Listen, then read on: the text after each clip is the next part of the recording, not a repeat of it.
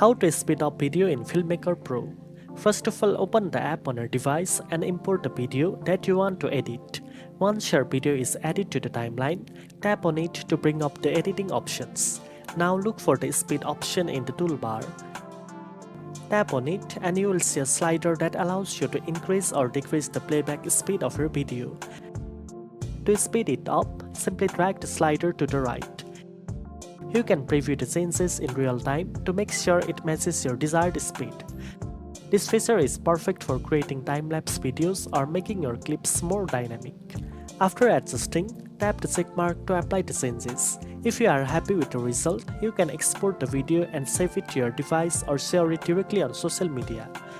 Now you know how to speed up video in Filmmaker Pro. If you found this tutorial helpful, don't forget to like, share and subscribe for more video editing tips. Thanks for watching and I'll see you in the next one.